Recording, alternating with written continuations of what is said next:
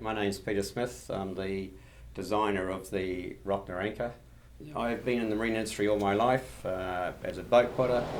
I left New Zealand in 1978 and spent some 30 years offshore sailing, both high and low latitudes, and over that period of time I've built up 200,000 plus miles of sailing experience.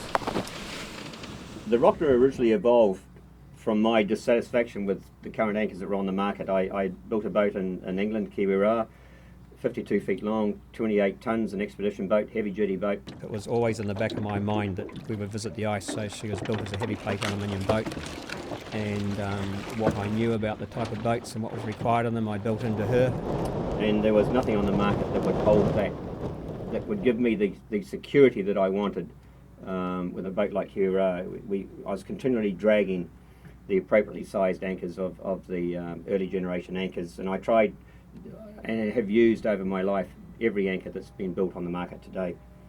So I had some ideas about a new anchor, and over a period of 3 years I played around with patterns and experimented with different shapes and designs, and eventually came up with the original Rocna, and never once did that anchor let me down. I was just so impressed with its performance.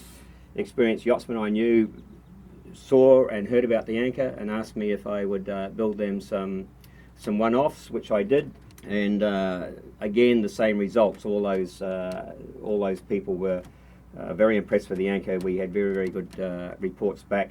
So we became more serious, or I became more serious about fine-tuning the design. A substantial amount of time was spent doing that.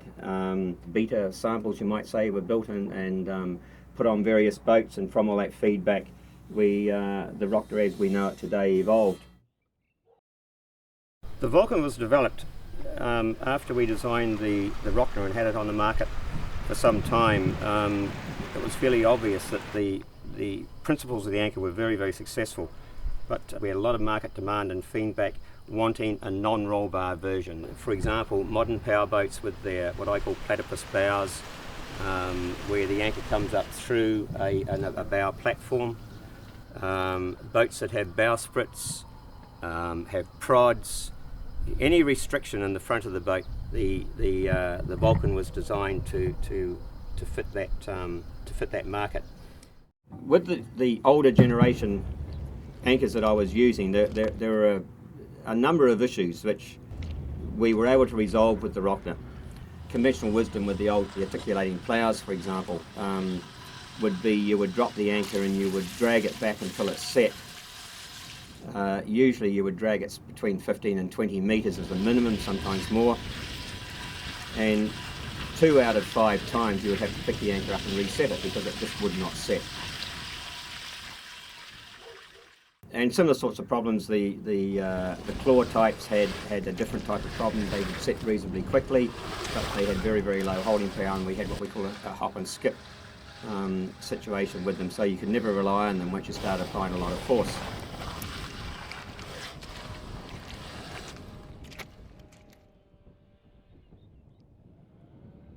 And the fixed plough types I found never seemed to have enough blade area.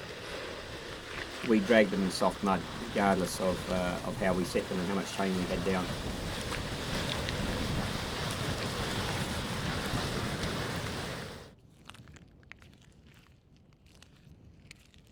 The Rocna resolved all those issues. It was, with the roll bar, it was a reliable set, and that it always rolled into the set position every time, regardless. It doesn't matter what type of bottom we were in.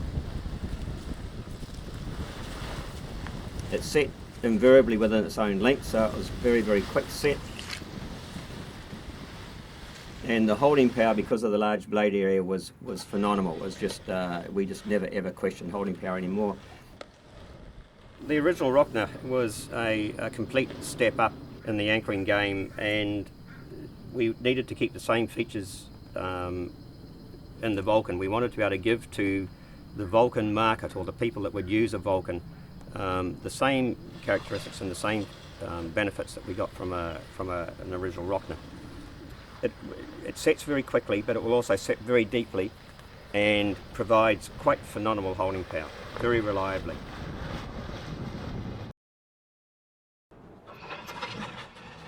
The shank has been designed for self-launching. You can see that this shape here, when it's sitting on your bow rollers, in most situations it'll self-launch. The shank is designed and cut out of a high tensile steel plate for rigidity and strength. The roll bar, as mentioned before, it provides a very reliable roll into what we call a set position. Pull the anchor and the anchor starts to move forward. It's been supported by the skid at the back and the actual toe, 33% tip weight, chisel tip. It immediately starts to set. The anchor immediately goes into that position and drives down into the substrate, and you get a 90% set within the length of the anchor. Within that shank length, this anchor will have set to the point where we have, it is as well set. It's probably 90% set. We have extremely high holding power because of the shape of the blade. The blade is a concave spoon shape. The blade area in proportion to the total weight of the anchor is very, very high. In fact, it's one of the highest of any anchor on the market today. And of course, blade area is directly related to holding power and depth of set. So you have a very, very high holding power anchor.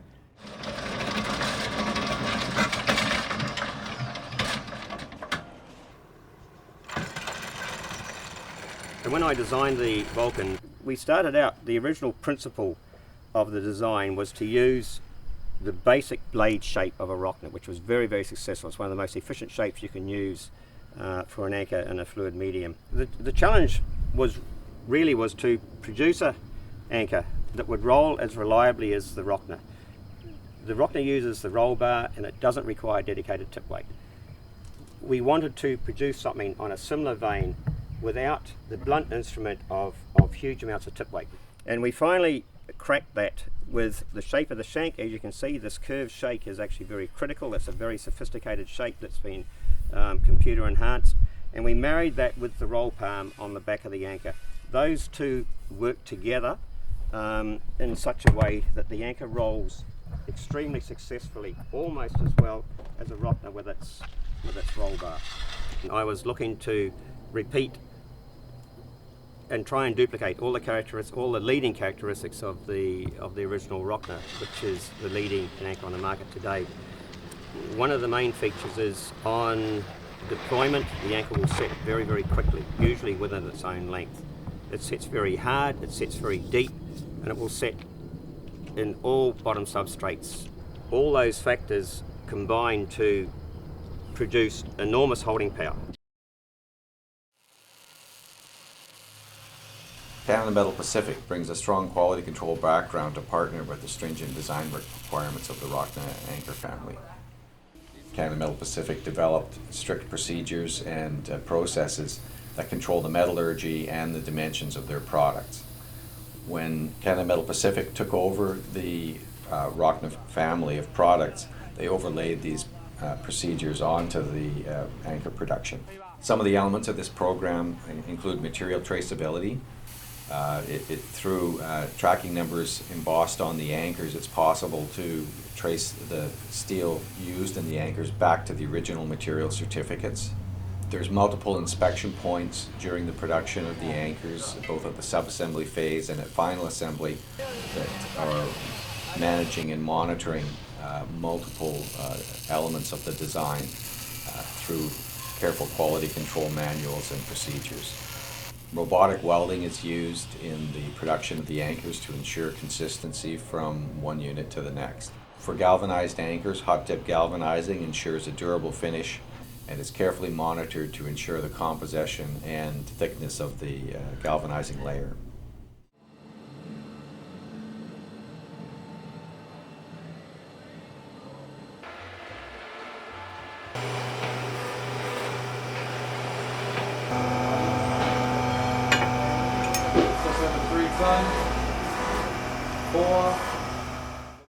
The anchor provides security, provides peace of mind.